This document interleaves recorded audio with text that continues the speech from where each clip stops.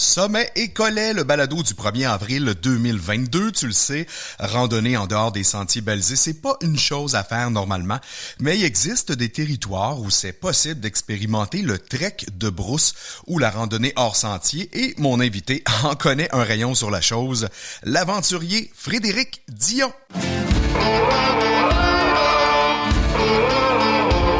Sommet et Collet est une présentation de la bière Charles-Henri.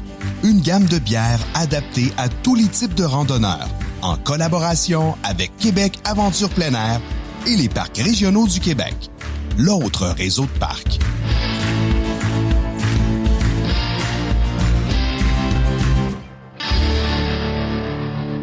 Hey, salut tribu, je suis content d'être de nouveau avec toi et cette fois sous le soleil du printemps. Là, c'est vrai, on le sent. Le soleil est plus haut et nous chauffe la couenne davantage. La neige fond, les ruisseaux sont gorgés, les cascades d'eau se font entendre sans cesse et la mousse verte tapisse les rochers. Ce qui est fantastique avec la rando, c'est qu'elle se pratique à l'année. Attention, quand même, certains sentiers fragiles sont fermés à cette période pour les économiser, les préserver et s'il te plaît, respecte ça au plus haut point, c'est important. Et fais donc comme les vrais randonneurs, munis-toi d'une bonne paire de bottes de marche imperméables qui vont te permettre de rester dans le sentier, même si la boue te dit bonjour. Et de cette façon, on va pas élargir les sentiers inutilement. Et tu vas être un randonneur éthique et sans trace, et c'est ce qu'on veut tous. Là, faut que je te parle absolument de ma boutique randonneur.ca. On a reçu ce qu'on te parle depuis 2 mois déjà, quelques items de la marque Chlorophylle qu'on a sélectionnés. Sérieusement, ils sont débiles. Aujourd'hui, je m'arrête à la collection Boréal. Là, c'est vraiment un must. Je dirais que c'est mon best buy of the year, mon meilleur achat de l'année. C'est pour gars et filles, hein. Et je te parle entre autres de chemises et de pantalons qui sont faits pour les randonneurs. Léger, ça sèche rapidement, c'est anti-UV et surtout anti-moustique. Je sais que tu te dis, bâtard! Je le sais, ça te prend ça si t'es dû pour renouveler ton stock de rando. Go! Sérieux, c'est hot. La coupe est extra en plus, c'est fini carré au bas et le pantalon est convertible. Autrement dit, tu pars avec ça puis t'oublies le reste. Va voir, c'est sur randonneur.ca. Mais la grosse nouvelle que tu vas aussi trouver sur randonneur.ca par ailleurs, tu l'as peut-être vu sur mes médias sociaux, c'est mon livre aux éditions de l'Homme que j'ai enfin pu dévoiler récemment. Le titre, Guide de la rando, tout pour que ça marche. J'ai écrit ça avec l'aide de mon amie Véronique Champagne, une top. Vraiment une fille extraordinaire, qui écrit plus vite que son ombre. Une fille qui connaît ça, la randonnée aussi. C'était l'auteur qu'il me fallait vraiment. On a concocté un 360 autour de la randonnée en 224 pages. C'est un angle aussi Québec qui n'existait pas avant parce qu'on avait surtout des guides européens ou états-uniens. C'est vraiment le premier du genre ici dans la province. Et là, quand je te dis qu'on fait un 360, c'est qu'on aborde tout ce qu'il faut savoir. Donc, l'histoire de la rando au Québec, les parcs nationaux, régionaux, les grands sentiers, les vêtements aussi avec les nouveaux textiles qui sont disponibles, l'équipement et comment le sélectionner, randonner avec un enfant, avec un chien, être randonneur éthique, les principes sans trace, etc., etc. Donc, je me suis permis aussi à plusieurs reprises, et ça me fait bien plaisir, d'intégrer mon point de vue ou des anecdotes de ma vie de randonneur. Il est donc dans mon site randonneur.ca, dans la section accessoires, et je te l'envoie dédicacé avec grand bonheur. Je te le dis tout de suite, il y a 11,98 de frais de poste, mais calcule ton temps, ton déplacement à 2 piastres le litre maintenant. Je pense que tu es gagnant même avec ces frais de Poste Canada. Alors, ça va me faire plaisir de t'envoyer ça avec ma signature. Je t'invite aussi, comme je le fais chaque fois, à m'écrire si tu as des suggestions de toutes sortes, sujets, matériel, invités, peu importe, à alr@alexilerandonneur.com et je t'invite à t'abonner aussi à mes médias sociaux, Facebook, Instagram et YouTube, @alexilerandonneur. Voilà, très simple. Donc, aujourd'hui, 7e balado, sommet et collet. On va te parler, mon invité et moi, de rando hors sentier dans des territoires éloignés, des terrains de jeu sauvages où tu ne vas pas retrouver de signalisation pour te dire où tu es rendu ou où te diriger. Des endroits où tu dois plutôt faire ton propre sentier avec l'aide de boussoles, cartes, parfois d'autres outils plus techno.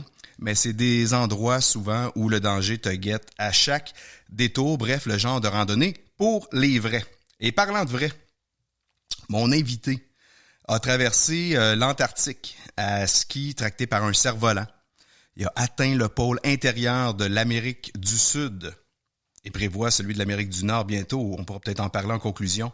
Effectue une aventure de survie de 10 jours au Yukon. Couru 33 marathons en 7 semaines. Survécu 4 jours sans eau, nourriture et équipement l'hiver au lac Mistassini. Et il a navigué aussi des milliers de kilomètres sur l'océan. Il a reçu une mention d'honneur aussi du gouvernement général du Canada pour le sauvetage de 9 skieurs dans les Alpes et est impliqué auprès d'Opération Enfant Soleil depuis plus de 10 ans maintenant. Il a livré plus de 2000 conférences grand public, corporatives et scolaires. Bref, je vais m'arrêter là parce que son CV est pas mal long, puis je pense qu'on a dit le gros du gros. Mon ami Frédéric Dion. Salut Frédéric, comment ça va? Salut, ça va bien. Moi, le printemps, c'est une des saisons que j'aime vraiment. J'ai besoin de lumière. Oui. Ben écoute, avant de parler de lumière, je vais faire ça vite, mais j'ai déjà assez parlé, là, mais je veux dire quand même, puisque j'en ai parlé, que t'as signé la préface du livre, qui est excellente. Oui, merci. Par ailleurs. Ben, merci de m'offrir l'occasion de le faire. Ben écoute, puis je voulais juste profiter de l'occasion du fait que je t'avais avec moi ici au micro pour t'en remercier publiquement. Vraiment, ça m'a vraiment touché, ça me fait plaisir. T'es vraiment quelqu'un qui est motivant et donc j'ai été honoré de ça, que tu acceptes de signer cette préface-là. Et je t'en remercie sincèrement. Et j'aimerais ça qu'on trinque, si tu veux, ensemble. Ouais. Je vais t'inviter à ouvrir une petite Charles-Henri qu'on a, qui est notre commanditaire. Une petite Pilsner ce soir. Ben, en fait, moi, c'est pour ça que je suis venu. Tu sais, t'as dit, on a de la bière, Fred. Moi, je suis tout le temps là quand il y a de la bière. Non, c'est pas... T'es un amateur quand même de bière, toi aussi. Ben, les micros, comme tu présentes, là, ça, c'est bien. Ça, c'est le fun. Puis, il y a une histoire en arrière de ces bières-là. Fait que, tu sais, de rencontrer les gens, ouais. Puis on l'avait fait pour l'émission. Ouais. Ça, c'est le fun. C'est le fun d'avoir l'histoire en arrière de la bière. Ben, santé, mon ami. Santé. Merci d'avoir accepté l'invitation. Bon, on part.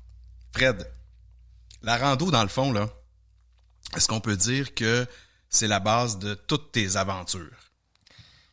Je pense que oui. Oui. D'une certaine façon. Ben, tout part de là, en fait. Là. Le premier pas qui se fait dans le bois, puis après ça, c'est l'univers des possibilités qui est là. Parce que dans toutes tes aventures ou tes défis que tu as réalisés, d'abord, tu marches beaucoup, souvent beaucoup en forêt ou en montagne. Sinon, la rando, dans ce que tu fais au quotidien, va te servir, que ce soit pour la course aussi. De toutes sortes de façons. Avec la famille aussi, tu sais, bon, ouais. Avec ma femme, les filles. Oui, ben l'homme marche, hein? L'homme marche. Un pied devant l'autre. Et puis même en kayak, hein, t'as du portage quand même à faire. Ouais, c'est des randos un peu plus souffrantes, mais oui. Ouais, hein? C'est pour ça que j'ai appris à être de plus en plus léger. C'est drôle, hein? Ouais. Quand tu commences le plein air, tu penses que tout dépend de tes équipements. Puis plus que tu avances, plus tu gagnes en expérience, plus que finalement, le kit devient de plus en plus petit, de plus en plus réduit, jusqu'à l'ultime, dans mon cas, ça a été la survie, où quand tu deviens un maître de survie, ben l'équipement, il n'y en a plus. C'est ça, parce que là, je veux juste faire une courte parenthèse, c'était pas prévu, mais là, tu reviens des Monts-Gros et t'as fait ça en 3 jours parce que t'étais justement très léger, puis là, t'étais en raquette, en plus, faut le dire, t'étais pas à ski. Ouais, dans la grosse poudreuse, jusqu'aux cuisses. J'étais avec un ami, puis bon, lui, il fait pas de ski.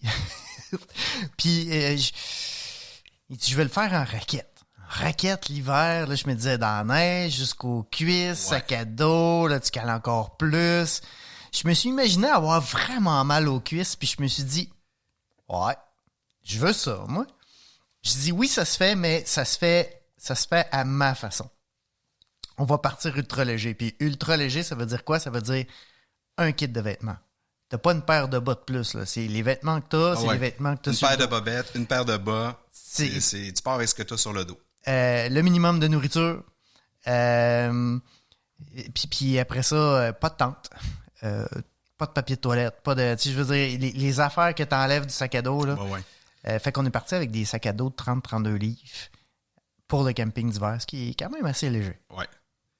Fait que donc, light, Puis ça a bien été. le minimum. Ouais. Ouais. En 3 jours, en fait. Fait que ça, c'est un bel indice de ce que tu disais, que tu peux en fait, t'as pas besoin de tout le superflu qu'on se dit avoir de besoin. Justement, d'ailleurs, comment on se prépare à une randonnée de quelques jours comme ça, hors sentier? Parce que t'en as fait d'autres, mais les Monts-Gros, entre autres, c'est un peu ça. Hein? Tu t'orientes une fois sur place. Là, il n'y a pas de il n'y a pas de trail. Il y a le sentier d'accès, puis le sentier de sortie, si tu le trouves. Puis après ça, entre les deux, c'est à toi d'imaginer la trail que tu veux. Si tu veux voir les sommets des montagnes, les vallées, puis tu sais, bon, chaque détour est un paysage, un endroit extraordinaire, une carte postale. Nous, on se fabriquait des Quincy, ce qui est une sorte d'igloo, en fait, une grotte de neige. Fait que là, tu explores puis tu cherches le meilleur endroit qui va te permettre de te faire un Quincy le plus facilement possible. Ouais. C'est toujours une expérience mythique, tu sais, de te retrouver dans un endroit où il n'y a pas de sentier, puis de faire ta propre trail, puis de t'imaginer à travers ça.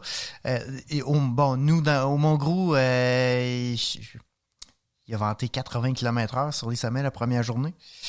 Tu sais, j'avais pas donné mon mètre, mais je sais qu'à 80 km/h, le vent te jette à terre. Ouais. Bon, il nous a jeté à terre, donc c'est 80. C'est un bon indice. On a eu 80 la dernière journée, puis la journée du milieu, on a eu juste 60. Genre 60, 70. Ouais. Mais c'est fréquent.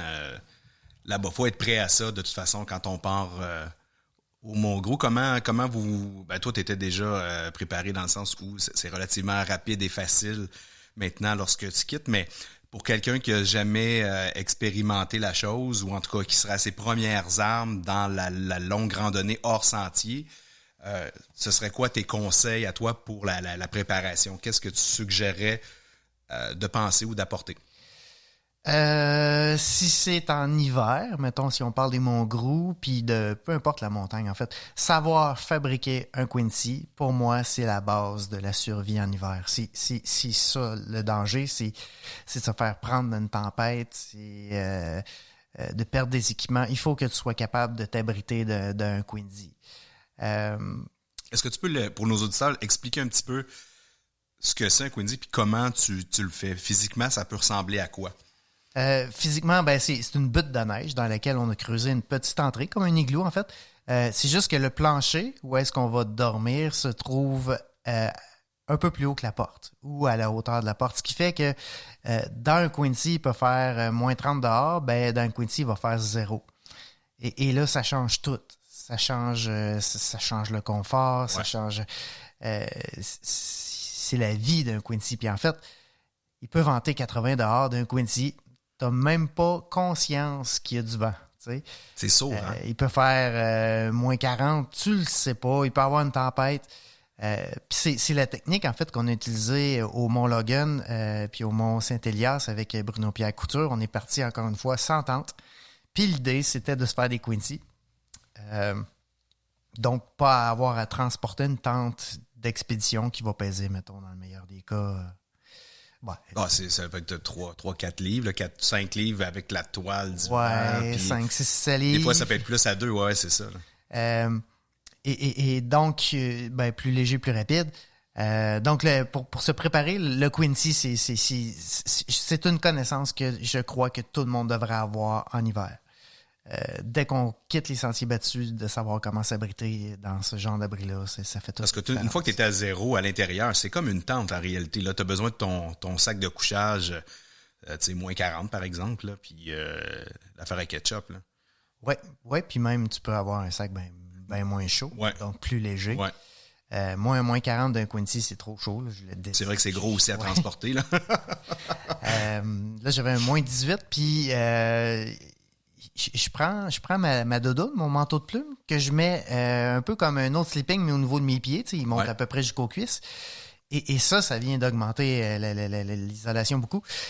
Je pense que je pourrais le faire avec un 0 degré. Si j'ai un sleeping, il pèse 1 livre. Là. Je pense que je pourrais partir faire du camping d'hiver avec un sleeping d'1 livre. Puis ma doudoune. Puis comment tu fais pour... Ben là, tu essaies de trouver un espace où il y a déjà peut-être ce genre de but-là ou un semblant de début de but. Ouais, ben là, si t'as Pour te sauver du travail. Là. Si t'as une lame de neige, une pente ou quelque chose, c'est parce que faire la butte de neige puis la creuser, quand je donne des cours de camping d'hiver, ça prend l'après-midi, tu sais. Ouais. Puis là, vous avez des pelles. C'est ça. Mais mettons, au Mont-Grou, il y a des lames de neige qui sont immenses. Ben là, tu fais juste comme creuser en ligne droite, en fait. Ouais. Puis si tu peux avoir en plus une pente qui va permettre de toute la neige quand tu la sors, qu'elle déboule plus bas, moi, ça me prenait une demi-heure. Oh. Donc là, ça devient... Mais bon, j'en ai quand même fait une trentaine cette année. Fait que je pense que c'est dans mon expertise. Ouais, tu l'as dans le sang. Je te disais un petit peu comment dire aux gens comment se préparer. Est-ce qu'il y a un équipement quand même de sécurité ou de survie auquel penser de base que tu recommandes en tout temps? J'ai toujours avec moi couteau, sifflet, briquet, qui représente les trois pôles de la sécurité en plein air. Le couteau, c'est nos actions. Parce que le terrain, c'est pas dangereux. Ce qui est dangereux, c'est comment on agit sur ce terrain-là. Le sifflet, c'est nos communications. De pouvoir se communiquer. Bon, le sifflet, on peut se faire entendre 5 fois plus loin, mais d'avoir aussi un téléphone de satellite, bon, des équipements comme ça. Ouais. Donc, nos communications. Et le briquet, ben, c'est pour la chaleur. Si tu es capable d'allumer un feu, même s'il fait moins 30, tu vas survivre une nuit sur le bord d'un feu de camp à moins 30. Tu vas survivre dans toutes les conditions météo sur le bord d'un feu de camp. En fait, c'est les 3 affaires qu'on devrait avoir toujours dans notre sac à dos en permanence. C'est un briquet, ça coûte une pièce. Ça pèse rien. Avec un mini-bic, tu peux allumer 1200 feux. Ah ouais. T'es pas mal pris. Mais tu sais, mettons, là, je te pose la question, Alexis. Tu as le choix de une pièce d'équipement. Qu'est-ce que t'apportes? Bon sang, j'aurais tendance à dire un sac de couchage. Ah, trop fort. Ah oui? Oui, clairement. Puis je n'ai parlé avec André-François Bourbeau, qui est mon mentor en survie. Puis, tu sais, le grand danger en survie, là. C'est la chaleur, non? C'est le froid. Ouais. Tu sais, les gens qui se perdent en forêt, ils meurent pas attaqués par des animaux parce qu'un arbre leur a tombé dessus. Ils meurent d'hypothermie. Tu sais, il y a la règle des 3 là, en survie. Tu ne peux survivre plus de 3 secondes sans sécurité. Bon, si justement un arbre tombe, tu sais, tosse-toi. Puis c'est peut-être 2 secondes. Là. Tu ne peux survivre plus de 3 minutes sans air. Mais tu sais, ça, c'est des réflexes. Il n'y a personne qui va dire « Oh, hey, j'ai oublié de respirer, ça fait 2 minutes. » tu sais. Ouais. Et donc, la prochaine priorité, c'est tu ne peux survivre plus de 3 heures sans chaleur. Et c'est là, nos choix devraient être faits en fonction de ça. Tu pars, il fait beau, faut que tu prévois qu'il va peut-être mouiller. D'avoir des équipements de rechange, d'avoir des vêtements plus chauds. Puis qu'est-ce qui se passe si tu te blesses? Tu es obligé de passer la nuit.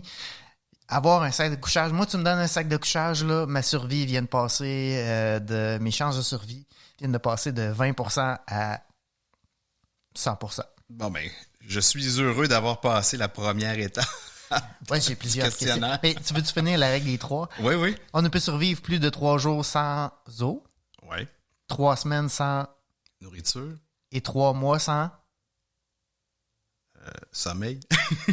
Sexe. Non, c'est pas vrai. Ça vient. Je la note. Donc, couteau, briquet, sifflet. 3 choses à retenir de base. On pourra peut-être parler d'autres trucs tantôt, entre autres de ce que tu as apporté au Yukon. C'était assez mince aussi, on va se le dire. Là. Mais tu vas me raconter ça, ton aventure de 10 jours. Alors, à tout de suite, Fred. Moi, je pense à la présentation du parc régional du mois, qui est le parc régional des Chutes, Mont-à-Peine et Dédale. Moi, j'y suis allé plusieurs fois parce que c'est pas très loin de chez moi et j'aime beaucoup y faire de la photographie. C'est un parc qui est vraiment bien pour ça. C'est situé à 30 km au nord de Joliette.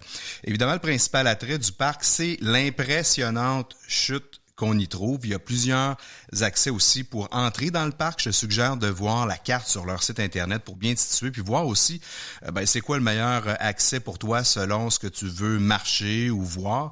Mais tu as une entrée à Sainte-Mélanie, une seconde à Saint-Jean-de-Mata et une troisième à Sainte-Béatrix. Et tu vas aussi trouver l'ensemble du parc et des sentiers sur l'appli Ondago.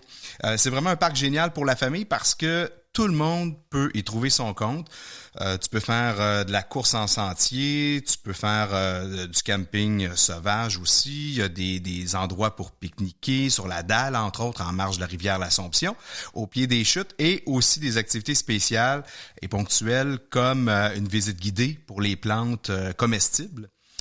Que mon ami Fred connaît bien également. Tu peux faire de l'observation du ciel avec un astronome. Il y a des ateliers de photographie nocturne. Là, et l'hiver, bien évidemment, il y a la raquette aussi dans les sentiers. Mais côté rando, au total, c'est 21 kilomètres de sentiers de niveau facile à intermédiaire. Et je le répète, l'attrait demeure la chute avec ses escaliers, passerelles et ponts autour. C'est super beau. Tarif gratuit pour les résidents, 5 $ pour les 13 ans et plus. Donc, on s'entend que les 12 ans et moins, c'est gratuit. Et c'est un parc qui admet les chiens en tout temps en laisse et sur tous les sentiers, ce qui est assez extrêmement rare. Donc, si vous êtes propriétaire de Pitou, c'est peut-être l'endroit à visiter au cours de la prochaine année. Tous les renseignements, vous allez trouver ça à parcdeschutes.com. Et en te rendant, tu passes inévitablement près de la micro de la place, Côte à Beau-Soleil, qui est située sur la 131 à Saint-Jean-de-Mata. Ça vaut la peine de se déplacer puis d'en faire un arrêt obligé lors de ton passage. La micro a une belle terrasse aussi en période estivale si tu veux squatter l'endroit. Tu vas trouver 6 bières offertes en tout temps. Et tu peux repartir avec des canettes ou un growler. Ils ont de la NEPA, de la lager tchèque, qu'on ne voit pas beaucoup, allemande, de la rousse stout. Donc, profites-en. Tout pour te faire plaisir. Et de l'autre côté de la petite pub, on va rejoindre au téléphone le grand patron de Brasserie Les Deux Frères qui commandite ton podcast préféré, Tristan Bourgeois-Cousineau. Sommet et Collet vous est présenté grâce à la bière Charles Henry. Fièrement brassé dans les sacs à dos partout au Québec. Et à Québec Aventure Plein Air et les parcs régionaux du Québec. Salut Tristan Bourgeois-Cousineau, PDG de la brasserie Les Deux Frères. Un grand plaisir de t'avoir avec nous au bout du fil. Et honnêtement, j'en profite pour te remercier de l'énorme soutien de la brasserie qui a cru dans notre balado. Et ça, ça permet aux amateurs de rando et de bière de la belle province d'en prendre plein la gueule tous les mois. Merci beaucoup, beaucoup pour ça. En passant, dans le quotidien, ça fait quoi le président de la brasserie Les Deux Frères, Tristan? Ça fait plusieurs choses, mais au niveau des nouveautés avec les brasseurs, dans le fond, c'est les brasseurs qui m'amènent des nouveautés. Là. Moi, je suis pas un brasseur propriétaire, là, dans le fond. C'est important de comprendre la différence. Là. Donc, moi, je fais confiance à mon équipe de brasseurs qui nous amène les nouveautés, puis on s'occupe d'aller chercher au niveau de l'approvisionnement pour qu'ils puissent brasser de bonnes bières. Là. C'est ça l'objectif. Là. Alors toi, c'est dans le fond, plus... je travaille pour mes brasseurs, autrement dit. C'est ça. Toi, tu es beaucoup plus du côté business, commercialisation. Administration, et là, tu as les brasseurs qui s'occupent de vos recettes super bonnes d'ailleurs. On doit se renouveler donc souvent pour apporter des nouvelles bières en tablette chaque année. Combien vous en sortez comme ça en dehors de vos bières régulières? L'année passée, on en a sorti 4 qui a très bien fonctionné. Là, cette année, on en regarde pour 8. Puis l'année prochaine, 2023, 2024, une par mois, donc une douzaine par année. C'est quand même énorme. Et ça, c'est pour vos deux lignes, le Charles-Henri et Ixon? Oui, ils vont être sous brasserie Deux Frères, dans le fond, série découverte. Puis quand le produit fonctionne bien, comme notre sour l'année passée, on a reçu encore des beaux messages de gens qui aimeraient ça l'avoir à l'année. Donc, il y a certains produits qu'on va conserver à l'année suite au lancement, puis il y en a d'autres qu'on va laisser rouler comme ça chaque année, exact. C'est quand même donc pas mal de recherche et développement. Ça prend une grande place dans vos opérations? Ouais, je vous dirais que c'est, mettons, en termes de pourcentage, 25 à 30% du temps des brasseurs. Là. C'est quand même beaucoup de temps. Puis nous, on fait tout à l'interne. Là. Donc, on fait nos propres, excuse-moi l'anglicisme, mais batch tests à l'interne. On a acheté une petite salle de brasse de 100 litres. Fait qu'on se fait nos mini-tests à l'interne pour s'assurer de la qualité. Puis après ça, on part en cuve en plus grande. C'est des cuves de 5000 litres qu'on fait pour toutes nos séries découvertes. Donc, c'est des plus petits lots. Donc, c'est important quand vous les voyez sur les tablettes de les acheter parce que c'est pas comme nos régulières à l'année. C'est vraiment pas beaucoup de caisses, là. Elles sont uniquement de passage, il faut en profiter. Donc, c'est de petits brassins. Est-ce que, normalement, vous devez reprendre les recettes plusieurs fois avant d'arriver à un produit final acceptable? Ben, dans les petites, oui, au niveau des 100 litres, mais quand on fait les grandes brasses de 5000 litres, non, normalement, c'est très rare qu'on reprend nos produits parce que, justement, ils savent comment produire la bière vu qu'on l'a déjà fait dans la petite salle de brassage de 100 litres, là. C'est ça rendu là, donc la recette a été éprouvée. Exact. Déguster aussi, ça c'est le bout de plate de la job. Ben, je l'apprendrai à la job, moi, je pense. Ouais, c'est ça. Ça dépend c'est quand. Des fois, c'est le matin à 7 heures, c'est ordinaire, mais le soir, c'est sûr que c'est plus plaisant, effectivement. Ouais, mais on dit que le goût, hein, les papilles gustatives sont plus éveillées le matin. Oui, non, c'est vrai, effectivement. C'est effectivement vrai, même avant, prends pas de café non plus. De toute façon, on peut commencer par vos 0.5, puis après ça, ben, on augmente la force avec la nouvelle pendant carte la de journée. sans alcool, effectivement. Hey, Tristan, parlant d'innovation puis de nouveautés chez vous, justement, quelles sont celles qui sont à venir là, en tablette pour la saison estivale qui s'annonce? On commence en juin avec je vais essayer de bien le prononcer, là. Une Goose Kumquat. Kumquat, c'est un fruit de la famille des agrumes qui est un petit peu plus amer, donc pour amener une légèreté et une amertume avec une touche citronnée. Donc, Intéressant. IBU de 4,9, 4,1% d'alcool, là, ça va être très rafraîchissant, là. Absolument, puis c'est pas trop fort justement en alcool. Le fruit, est-ce que tu sais d'où il vient? Honnêtement, non, je voudrais pas dire n'importe quoi. Ça là, sonne mais Amérique c'est du sûr, Sud, ça en pousse tout au cas, il me Québec. semble. Ouais, c'est ça, c'est l'Amérique du Sud, là, mais Faites vos recherches. pour exactement l'origine, je pourrais peut-être te revenir, là, mais j'aime mieux pas dire n'importe quoi. On va donner ça à nos amis au bout des enceintes acoustiques qui feront des recherches sur Google pour le savoir. Et vous m'écrirez sur mes médias sociaux pour me le dire. Donc ça, c'est la première qui s'en vient. Et quand on parle de la saison estivale, là, ça veut dire quoi? Fin mai, début juin? Exact, c'est en plein ça. Et donc partout au Québec, partout où vous êtes distribué normalement. Oui, exact. Puis le but aussi, c'est d'aller. C'est important d'aller nous voir dans les festivals. On va avoir les nouveautés en fût aussi dans les festivals pour faire goûter aux gens parce que c'est la meilleure façon de faire découvrir les produits, là. Oh, donc génial. on mise beaucoup sur ça, là. Ça, c'est vraiment, vraiment génial. Et est-ce que tu sais à quoi va ressembler l'étiquette de celle-là? Dans le fond, les étiquettes, on va tout avoir dans le bas une bande avec la couleur qui représente le produit, puis très bien identifié parce que les gens trouvaient que dans nos séries découvertes, c'était des fois difficile on va être plus avoir une ligne directrice de chaque bière, donc il va y avoir une grosse ligne foncée de couleur dans le bas avec, exemple, en juin, c'est la Ghost comme quoi, ça va être marqué en gros, en juillet, c'est la blanche vigne hibiscus, ça va être marqué en gros, puis dans l'arrière-plan, ben ça va être le fruit ou mettons un hibiscus ou des choses comme ça qui va être mis de l'avant là, pour vraiment que l'étiquette ressorte de la tablette. C'est ça le but. Au lieu d'aller, excuse-moi l'expression, funky comme les autres micros, on essaie d'y aller plus sur une ligne directrice d'une recette. Ouais, pour essayer d'avoir un espèce d'effet tablette où les gens y ont une reconnaissance tout de suite, même de loin. Puis le fait de décrire en gros aussi que c'est votre série découverte et compagnie, ben je pense que le consommateur va apprécier ça parce que des fois on sait pas justement où diriger nos yeux quand on est devant les tablettes avec je sais pas combien de centaines de bières de microbrasserie. Vas-y donc avec ta deuxième qui s'en vient, celle-là en juillet. Oui, blanche vigne hibiscus. Donc vigne, c'est la poudre du raisin qu'on va mettre à l'intérieur de la cuve, là, parce qu'on est aussi dans le vin. On a une filiale de vin. Donc on a mélangé nos deux passions. Donc c'est-tu la récupération que vous faites? Légère. Est-ce que c'est de la récupération que vous faites ou est-ce que c'est un produit, entre guillemets, premium, là, c'est-à-dire que vous prenez vraiment la matière de base, mais vous l'appliquez à la bière? Exact. OK, Non, donc ça, c'est intéressant. Oui, c'est un très bon produit, là. J'ai une très haute confiance en ce produit-là. Puis, mais elle va être un petit peu plus sucré à cause de l'hibiscus, mais c'est pas du sucre ajouté, évidemment, là. C'est du sucre naturel du produit, là. Puis, c'est à 4,7%. On a essayé juin-juillet d'avoir bière légère en alcool, là, parce qu'on en a des plus fortes, là. Ouais. Donc, comme au mois d'août, qui est la prochaine qu'on va discuter, j'imagine. Oui, absolument. Je vais terminer juste avec celle-là. Quand on parle d'hibiscus, de raisin, effectivement, peut-être ça sonne un peu plus sucre, mais ça peut être intéressant, hein? Des fois, en fin de journée, terrasse, donc un produit, justement, un petit peu plus, entre guillemets, cocktail. Exactement ça.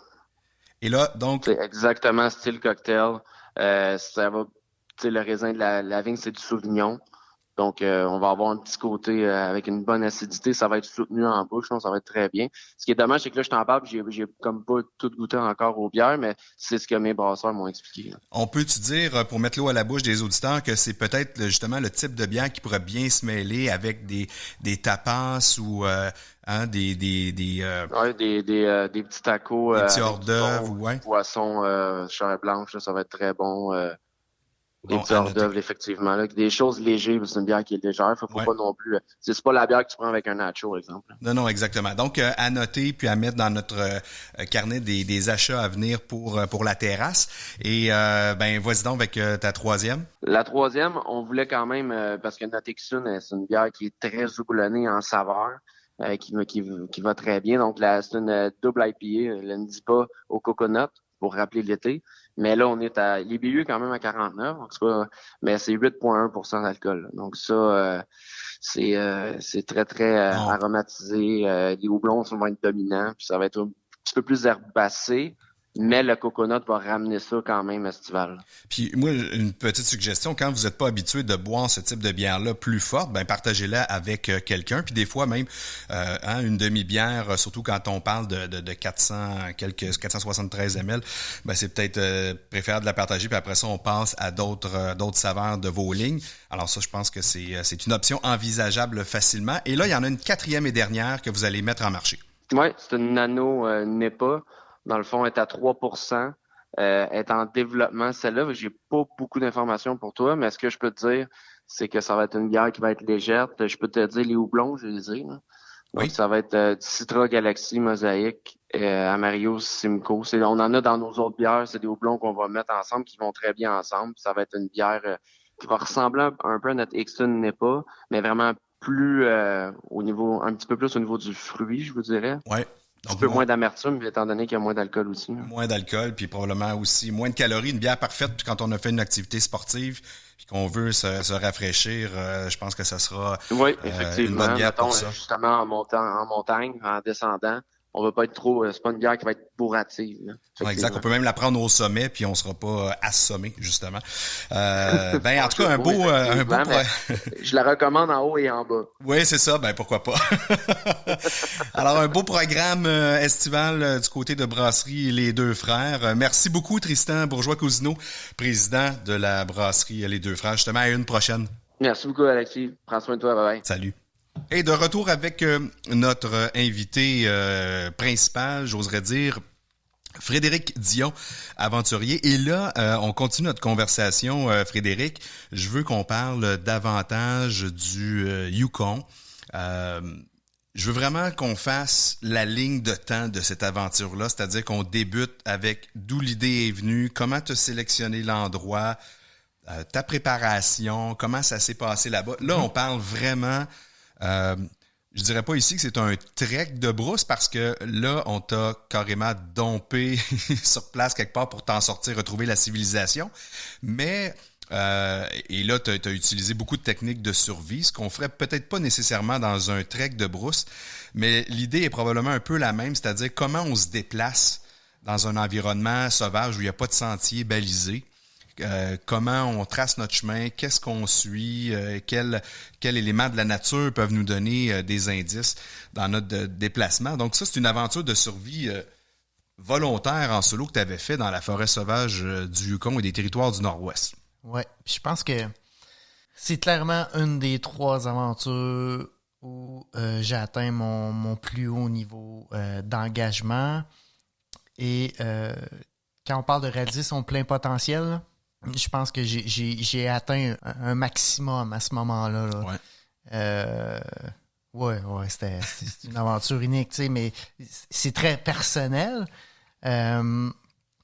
Parce que j'ai l'impression que j'ai géré mon émotion à un niveau que j'avais jamais géré jusque-là. Je pense que toutes les aventures que j'ai faites avant ça m'ont mené vers ça, même l'Antarctique m'a mené vers ça. J'ai fait des erreurs en Antarctique que j'ai pas fait dans cette aventure-là. Tu sais, le corps oublie l'inconfort et la souffrance. je sais que j'ai souffert le martyre, que j'ai été inconfortable au maximum durant cette aventure-là. Mais j'en garde un très, très bon souvenir parce que le corps oublie la souffrance, l'inconfort. Ce qui reste, c'est l'émotion. Et j'ai bien géré mon mental, mon émotion, comment je me déplaçais, comment ça allait dans cette aventure-là.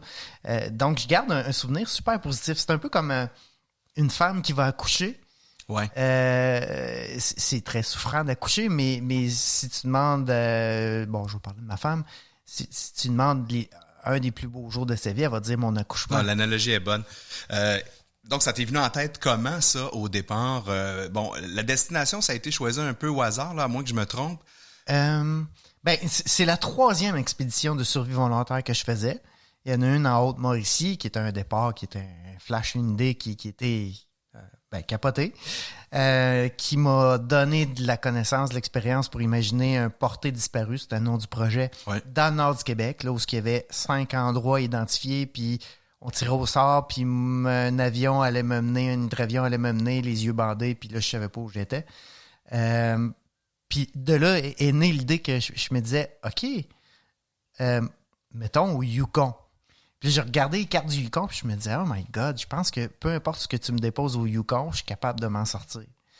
Fait que j'ai demandé à André-François Bourbeau, mon mentor en survie, j'ai choisi l'endroit le plus difficile, puis je te jure, je me sors de là. Il a fait comme non. Non, tu t'en sortiras pas ou non, il voulait pas être responsable? Il dit, j'embarque pas dans ce projet-là. Si tu meurs, Fred, qu'est-ce qui... Fait que là, je dis, ouais, OK, bon, je comprends que tu... Fait que là, il m'a obligé à rajouter certains points de sécurité. Tu sais, du bear spray pour les grizzlies, une veste de sauvetage. Ça sert jamais, mais bon, un casque, tu sais, un paquet d'affaires que ça m'apportait rien, puis ça augmentait la sécurité. Puis après ça, on s'est bien entendu, puis il a fini par dire, OK, bon, je le fais, j'embarque. Puis choisi un endroit qui m'a surpris, en fait. Je m'attendais pas à ce qu'il m'emmène de ce côté-là, parce que je suis supposé partir d'un village, finalement. Il a dit, non, tu pars pas de ce village-là, tu pars d'un autre village avec un autre hélicoptère, puis là il m'a perdu. Là. Fait que tu savais pas, toi, est-ce que tu le savais avant d'arriver là-bas ou c'est au moment où tu savais pas, là, du tout? Non, je l'ai appris le jour où on s'en est au village. On s'entend que tu savais que c'était au Yukon, mais tu savais pas du tout où tu allais être déposé. Oui, j'avais étudié les cartes, tu sais. Je me disais, je devrais être bon pour me repérer. Je vais reconnaître certaines montagnes ou certains profils de rivières. Ou du moins, par où est-ce que la rivière s'en va, tu te dis, bon, ben, il y a 3 rivières qui vont vers le nord. Fait que c'est soit celle-là, celle-là ou celle-là. Ils se rejoignent toutes à un endroit. Fait que je vais savoir laquelle, mec, j'arrive là. Puis bon. Puis ça s'est pas passé comme ça. Puis tant mieux, tu sais, parce que c'est ça que je voulais. Je voulais l'aventure la plus aventure qui existe. Tu sais, je revenais de l'Antarctique à ce moment-là. Puis l'Antarctique, j'avais tout préparé. Je savais exactement le nombre de calories que j'allais manger par jour. Je savais la météo du lendemain. Je savais ma position exacte. Tu sais, tout est calculé au gramme près en Antarctique. Puis là, ce que je voulais, c'était le contraire. C'est une aventure où j'allais savoir rien, même pas où est-ce que je suis. Puis j'ai été servi. Il y a des belles images, en tout cas, de cette aventure-là qu'on peut voir, entre autres, sur ton site frédéricdion.com. Où on te voit justement les yeux bandés, puis en hélico te faire déposer. Là, donc, c'est une activité de survie. On se prépare, en fait, tes précédentes aventures t'ont préparé, au final, à réaliser ça. Mais comment est-ce qu'il y a une préparation particulière avant de partir? L'entraînement fait partie de ma vie à tous les jours. Donc, au niveau physique, ça fait 20 ans que je me tiens en forme. Je considère que, parce que je fais beaucoup de courses à pied, parce que c'est l'entraînement qui est le plus court puis qui apporte le plus en frais de condition physique. Je considère que si je cours mon marathon en 3h30, j'ai la condition pour faire mon métier. Puis après ça, c'était plus au niveau technique. Tu sais, choisir. En fait, j'avais droit d'emmener des équipements, l'équivalent de ce qui peut rentrer dans une gourde d'1 litre. Fait que j'ai modifié une lame de scie à laquelle j'allais pouvoir fixer un manche que j'allais fabriquer dans le bois. J'avais un couteau, briquet, sifflet. J'avais les briquets. Ça, c'est drôle, parce que 2 semaines avant de partir sur cette expé-là, on a fait une sortie familiale, 3 jours de rafting sur la rivière Matamouin. Puis j'avais mon kit de survie, parce que je me suis dit, je vais pouvoir pratiquer un peu. Et je me suis rendu compte que mes 2 briquets ne fonctionnaient plus. il était vide parce que j'avais trop pacté ma gourde. Puis, tu sais, il y a comme des petits pitons là, qui sert à le ça. gaz s'est évaporé. Fait que les deux étaient vides. Ouch, hein?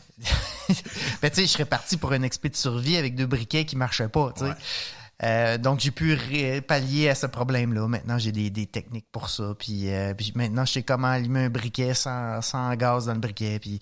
Mais tout ça, c'est le fun, c'est de l'apprentissage. Et donc, tu as cette préparation-là un peu d'équipement. As-tu fait une préparation, je dirais, mentale ou... Oui, mentale, beaucoup. Mais ça me passionne depuis des années. Surtout en psychologie cognitivo-comportementale. Bon, ma femme est psychologue, ça aide. Puis identifier des choses, des erreurs que j'ai fait, entre autres en Antarctique. Comme par exemple, donne-moi un exemple. C'est pour moi, ma plus grande peur dans la vie, c'est de ne pas être là pour les personnes que j'aime si jamais ils ont besoin de moi. Puis là, je me retrouve en Antarctique, ça fait 18 jours, je suis en expédition. Le terrain est complètement différent de ce que j'aurais pu imaginer. Je ne savais pas que ça pouvait être comme ça.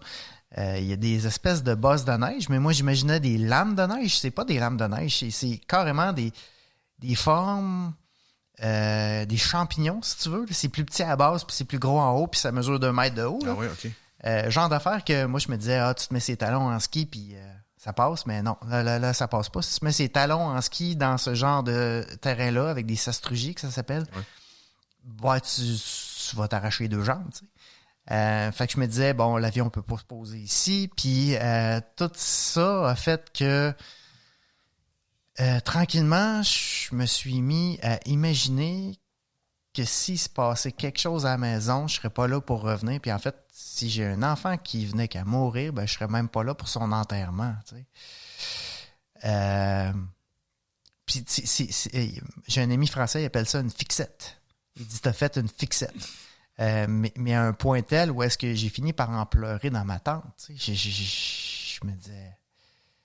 Ah ouais, donc ça travaille. Ouais, puis là, t'as le temps, là, t'es tout seul, t'as pas de divertissement. T'as beaucoup de temps pour réfléchir. Il n'y a pas de podcast, là, en Antarctique. Tu sais, il y a Mylène Paquette m'avait donné son livre en électronique, je l'ai lu en 3 jours, genre. Mais, très bon livre. Mais, puis à propos, pour mon expé, mais, bon. En Antarctique, c'est drôle parce que j'ai parlé à un ami, tu sais, puis je faisais des entrevues tous les jours puis, sur mon site internet. Puis Max m'a dit, Fred, je te regarde aller depuis une couple de jours, puis il dit, j'ai l'impression que tu es en train de planter, tu sais, il y a quelque chose mentalement qui va pas.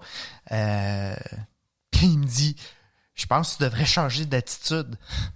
Profite-en, tu as choisi d'être là. Ouais. Hey, lui, il m'a fait chier, là. Mais tu sais, j'avais rien que ça à faire. Fait que j'ai pensé pendant plusieurs jours à ce que Max m'avait dit, puis j'ai fini par comprendre que ce qu'il voulait dire, il avait raison. En fait, ce qu'il voulait dire, c'est que comme moi, il croit que dans la vie, tu peux choisir ou subir. Puis là, il y en a qui vont me dire, ouais, mais tu peux pas choisir tout ce qui t'arrive, c'est impossible. Je suis d'accord. Tu ne peux pas choisir tout ce qui t'arrive dans la vie. La seule chose que tu peux choisir, c'est ta réaction par rapport à ce qui t'arrive. Comment tu les vis? Ouais. Dans quel état? Une situation n'est pas positive, n'est pas négative. Ce qui la rend positive ou négative, c'est de la façon que toi, tu l'interprètes. Ça, c'est notre plus grande liberté sur Terre. Puis à partir de là, j'ai commencé à changer mon attitude. Une pensée à la fois. J'ai fini par me projeter dans l'endroit sur Terre où est-ce que je suis le plus heureux. Puis quand je suis le plus heureux, c'est avec mes filles. Fait que je m'imaginais... avec mes filles, puis je leur parlais à haute voix. La raison pourquoi je parle à haute voix, c'est que ça t'oblige à penser à tes mots que tu vas dire, ça ralentit le disque qui tourne, et là, j'ai structuré ma pensée, puis je leur ai dit, pourquoi j'étais là? Pourquoi je faisais ça? Pourquoi c'était important pour moi de faire ça? J'ai parlé à mes enfants, à ma femme, à mon père, à ma mère, à mon chien, puis de moments extrêmement souffrants et difficiles que je vivais là. J'ai réussi à en tirer des petites bulles de bonheur. Puis oui, il y a des moments où est-ce que je riais seul en Antarctique. Puis ça m'a rendu plus fort, en fait. Cette peur-là, elle est encore là, mais j'ai accepté la vie, j'ai accepté les conséquences de mes choix. Ça se peut que ça m'arrive. J'ai un ami, ça y est arrivé. Lui, il est parti en expédition. Ses 2 enfants sont morts avant qu'il revienne, de 2 causes différentes. Puis là, si on philosophe par rapport à la vie, parce que tout ça est une quête philosophique, en fait, là, les XP, tu as accès au bonheur, pas quand t'aimes ta vie, mais quand t'aimes la vie. Parce que aimer ta vie, ça concerne le fait que si ta vie n'est pas comme tu voudrais, s'il se passe des choses que tu n'as pas choisies, ça se peut que tu n'aimes plus ta vie. Aimer la vie, c'est aimer la vie avec ce qu'il y a de beau. Peu importe ce qu'elle va t'offrir. Puis avec ce qu'il y a de moins beau. Et là, on peut penser à des choses vraiment dark. Tu sais. Mais c'est la vie dans son ensemble. Puis au Yukon, de me retrouver dans la vie, dans ce qu'il y a de plus sauvage, de plus pur, de ne pas toucher par l'être humain. Tu sais, j'ai vu des animaux, des ours, des loups, des caribous, oh my God! Tu sais, chasser un porc-épic quand ça fait 5 jours que t'as pas mangé, puis en tuer un, là, oh, tu te sens comme un homme des Cro-Magnons, tu fais partie de la vie, tu sais. Puis c'est ça que j'ai vécu, puis j'ai trippé solide là-dedans. J'étais allé puiser dans ce que j'ai de plus profond. Puis j'ai juste le goût de le revivre, de le refaire. C'était bon, le porc-épic? C'est meilleur avec du ketchup. Veux-tu une anecdote? Vas-y donc. Moi, le porc-épic, je le fais cuire, là. Puis, tu sais, dans les 3 premiers jours de cet expé-là, j'ai pas vu d'animaux, j'ai pas vu d'insectes. Il faisait trop froid, c'était l'enfer. Fait que... Puis là, j'ai tué un porc-épic. Puis, de la minute que j'ai tué un porc-épic, il y a des corbeaux qui sont arrivés, il y a des mouches qui sont arrivées. C'est comme si tous les animaux de la forêt venaient de me dire « Oublie pas, hein? L'interdépendance, c'est une loi de la nature. Nous ne sommes qu'un. On veut notre part. » T'sais. Fait que je me suis dit, attends une minute, là. Fait que j'ai fait cuire ma viande sur des roches, bord du feu. J'ai emballé ça, puis j'ai mis ça dans mon sac. Puis je me suis sauvé parce que je me disais, à soir, ça sera pas des corneilles puis des mouches, ça va être des loups puis des ours. T'sais. Ça sent trop le sang, la viande, le gras. T'sais. Fait que je suis parti. Je me suis couché sur une île parce que je me disais, bon, ben là, tu sais, les odeurs sur une île, tu sais, je suis comme protégé. Puis là, je commence à faire cuire mon porc-épic. Puis à un moment donné, je vois il y a comme du brinti dans mon porc-épic, tu sais, dans ma viande, là, dans les plis. Fait que là, j'en prends entre mes doigts, tu sais, puis je me dis, c'est brinti. Les asticots. C'est ça, c'était des œufs de mouches. Il y avait des mouches qui avaient trouvé, je sais pas comment, ils avaient trouvé la façon d'aller pondre leurs œufs dans ma viande de porc-épic. C'est rapide, hein? Ouais, mais c'est capoté, là. Puis là, je mangeais mon bacon de porc-épic, là. Puis tu vas me demander, t'as-tu mangé les œufs? Je te dirais, des œufs, c'est bon avec du bacon. Mais c'est ça, pendant 3 jours. Puis là, t'as faim, t'as pas mangé, fait que... Oui, j'ai mangé. Oui, mais c'est ça, là, Et puis la différence dans la stabilité de l'émotion, dans la joie, dans le bonheur d'être sur Terre, entre pas manger puis manger, là, et ça a stabilisé mes émotions, mon moral, mes énergies.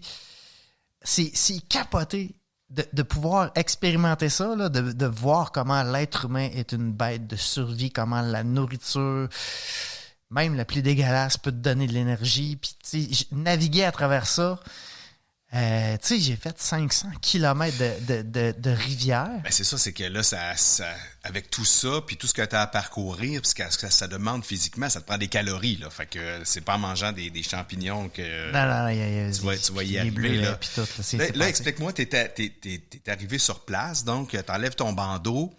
C'est quoi tes premiers réflexes?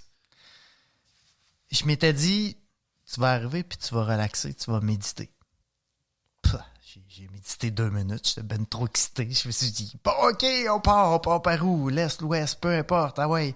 L'idée, c'était de trouver un cours d'eau parce que j'avais un mini bateau gonflable. Donc, l'idée, c'était de trouver un cours d'eau, d'embarquer sur ce cours d'eau-là, puis de le suivre jusqu'à civilisation. Parce que la vie est sur bord des cours d'eau. Tu sais, les camps, les villes, les ponts, les routes, tu sais, les cours d'eau, c'est un endroit. Puis j'avais calculé que le plus loin que je pouvais faire sans rencontrer de civilisation, c'était 500 km.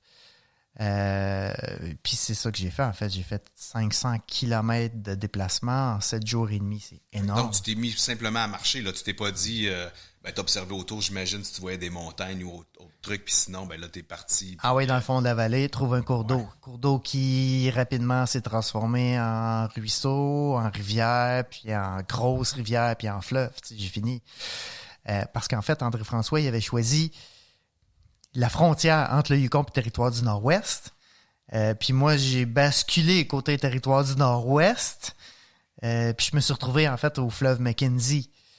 Tu sais, quand je suis arrivé à ma première pourvoirie, là, j'avais mon vieux porc-épic. Ça faisait 3 jours que je le mangeais. Quand j'ai sorti mon paquet de porc-épic, là, la cuisinière là, a quasiment vomi à l'odeur. Moi, je mangeais ça encore. C'est ma nourriture! Ah, c'est épouvantable.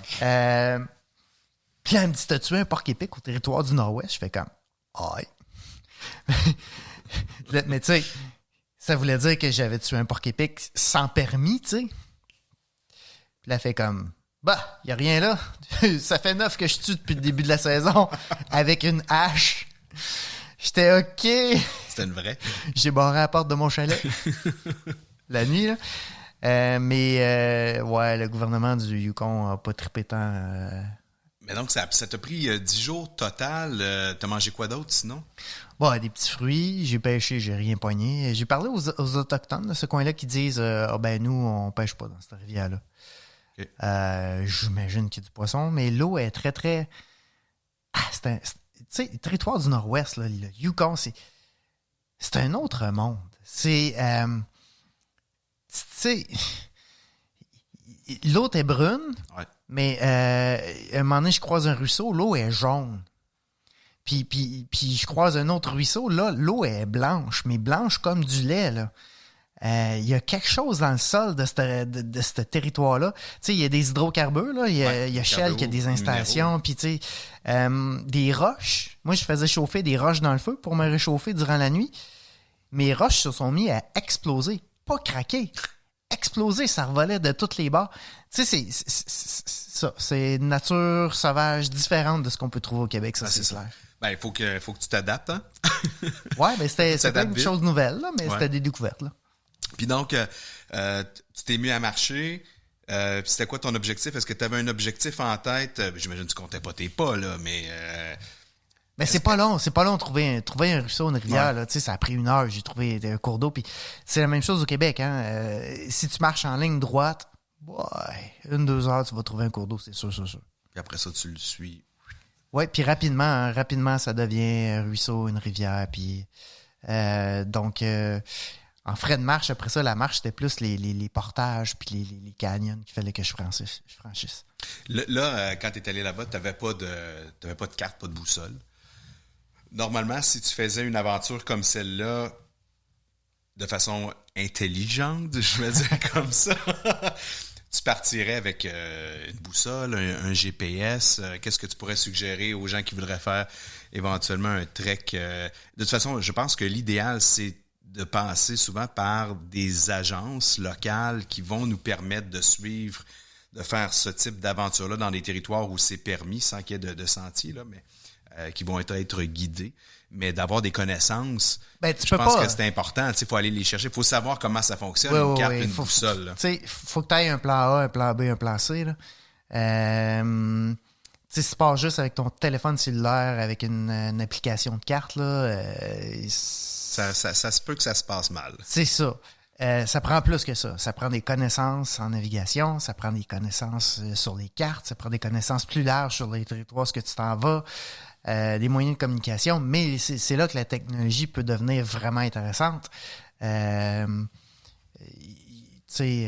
Moi, j'ai toujours Telloc Satellite qui me fournit une balise GPS. Fait que là, j'ai une balise de détresse qui a un GPS dedans avec les cartes intégrées.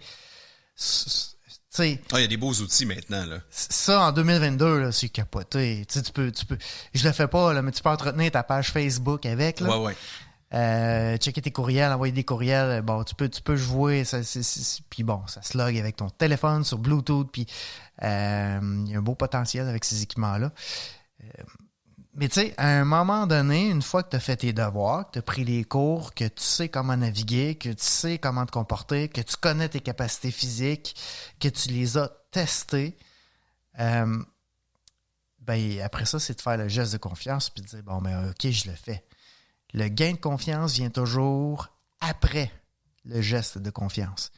Si tu ne sais pas si tu es capable, probable que la seule façon de le savoir, c'est de l'essayer quand tu as fait tes devoirs. Je précise, là, quand tu as fait tes devoirs, là, puis pour faire de la survie à ce niveau-là, il y a beaucoup, beaucoup de devoirs à faire. Là. Ouais. Mais tout est possible. Puis on l'a tous, l'homme de Cro-Magnon en nous. Là. Je vais te plugger, Frédéric. Je sais que tu donnes des formations de survie. Tu en donnes encore, oui. Donc ça, c'est disponible. J'invite les gens, en tout cas, à aller voir ton site web, frédéricdion.com. Il y a pas mal de trucs là-dessus. D'abord sur tes aventures, mais justement sur tes livres aussi et tes formations qui sont offertes. Moi, en tout cas, je conseille à tout le monde de passer par ce type de formation-là avant de se lancer dans une aventure de randonnée hors piste. Au-delà de tout ce que ça prend comme équipement, comme préparation, ben, je pense que de passer dans un atelier comme celui-là puis de pouvoir le mettre en pratique avant de se lancer. De pouvoir répondre aux questions. Ouais. Qu'est-ce qui se passe si tu te casses une jambe? Qu'est-ce qui se passe si tu te perds? Tu sais, moi, ça, c'est le genre de choses que c'est des interrogatoires que j'ai passé quand j'ai commencé ma carrière d'aventurier, là, puis que j'ai eu un projet de faire 3000 km de kayak en solo. C'est mon père puis ma mère qui m'ont passé cet interrogatoire-là. Puis, OK, qu'est-ce que tu fais si? Qu'est-ce que tu fais si ça? Puis, il fallait que j'aie une réponse à toutes ces questions-là. Puis je leur remercie. Je les remercie d'avoir fait ça. Ça m'a sûrement sauvé la vie à plusieurs reprises. Si tu avais un conseil pour nos auditeurs, ça pourrait être celui-là. D'abord, de se passer un questionnaire, mais est-ce que tu aurais une dernière chose qu'on pourrait donner comme conseil? Laisse pas aux autres décider ce que toi, tu es capable de faire. Ça, c'est une décision qui nous revient à chacun de nous. Là, t'sais. Puis les gens qui ont des défis dans la vie, des projets dans la vie, sont les gens les plus heureux. Ils sont plus heureux, ils vivent plus longtemps, ils sont plus en santé. L'être humain a besoin de défis. Mais une fois que tu as décidé ton défi, la seule personne qui peut t'emmener là, c'est toi. Et donc, c'est à toi de faire tes devoirs. Puis bon, quand on parle de faire de la marche en sentier, c'est une chose, mais quand on parle de sortir des sentiers battus, fais tes devoirs comme il faut parce que ça pourrait te sauver la vie. Ouais. Il y a une liste à faire. Écoute, je veux, avant qu'on se laisse là, complètement, j'ai parlé en introduction que tu te lançais aussi à l'attaque du pôle d'inaccessibilité. Oui. Pas d'inaccessibilité, mais oui c'est ça. D'inaccessibilité. Je me mêle tout le temps. C'est un concept. C'est un concept. Donc, de l'Amérique du Nord. Oui. Et là, tu t'en vas faire ça en juillet. Oui, juillet, on part en famille. Un voyage, un mois de voyage de repérage qui nous mène au Midwest américain. Moi, tu sais, atteindre le centre d'Amérique du Nord, tu sais, je peux choisir par où je pars. Je pourrais partir d'ici, tu sais. Ouais. Faut que je parte d'un océan puis que je m'en aille au centre du continent. Mais tant qu'à y aller, j'aime mieux choisir le plus beau chemin, à mon avis. Puis c'est le Midwest américain. Donc, je pars du Mexique, je traverse l'Arizona, l'Utah, le Colorado, le Nebraska, puis j'arrive au Dakota du Sud. Là, il y a un paquet de parcs. Je remonte le Colorado sur 400 km. Eux autres capotaient un peu là, quand je leur ai écrit. Moi, je veux la remonter à la rivière. Je peux-tu? En fait, comme, wow, attends une minute, là. Mais j'ai un trajet extraordinaire qui s'en vient. C'est 3300 km d'expédition, 40 000 mètres de dénivelé. Là, je vais en avoir pour mon argent. Là, tu vas en avoir. Je pensais d'avoir, tu sais, je parlais d'avoir des jambes chaudes puis d'avoir mal aux jambes ou mon gros, là, ben là, je pense que je vais en avoir pour mon argent. Là, ça va être vrai, mais là, tu pars pas seul non plus cette fois-ci. Je pense que tu as lancé une invitation à tous tes ex-collègues aventuriers. Oui, ben j'ai la chance d'être resté ami avec mes coéquipiers des dernières années. Fait que j'ai invité, en fait, mes amis à se joindre à moi pour une partie du trajet. Je peux pas faire tout l'expert avec mes amis. Mais bon, ça fait 20 ans que je suis aventurier. J'ai plusieurs coéquipiers qui m'ont accompagné au fil des années. Puis ben là, c'est comme un cadeau que je me fais là, de vivre cette aventure-là puis de le proposer à mes amis. Donc, après l'Amérique du Sud, l'Amérique du Nord, puis toi, tu as l'ambition de le faire pour l'ensemble des continents. Oui, les 7 continents. De notre J'aimerais planète. que l'Asie, là, présentement, là, tu peux soit passer, tu sais, pour te rendre au centre de l'Eurasie ou de l'Asie, tu peux passer par la Chine ou la Russie. Ouais. Ah, C'est pas la meilleure place. on va attendre. Ouais, ben écoute, les années te donneront certainement raison. En tout cas, tu pourras certainement y retourner, on le souhaite, puis que ça se stabilise dans ce coin-là de pays. Écoute, merci Fred. Ça me fait vraiment Merci plaisir. d'avoir partagé tes aventures puis conseils avec nous. Je le répète, frédéricdion.com si vous voulez tout savoir sur notre aventurier québécois. Grande générosité, Fred. Merci beaucoup. Merci aussi encore à Tristan Bourgeois-Cousineau de Brasserie Les Deux Frères d'être venu nous jaser.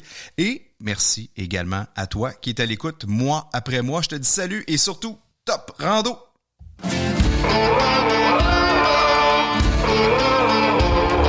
Sommet et Collet vous a été fièrement présenté grâce à la bière Charles-Henri. Sa blonde, blanche et ambrée offre différents parfums et arômes qui sauront plaire à tous. Une légèreté avec du corps, facile à boire, surtout après votre rando. Et à Québec Aventure plein air et les parcs régionaux du Québec. Pour découvrir une nature surprenante et explorer les activités de plein air, consulte aventurequebec.ca.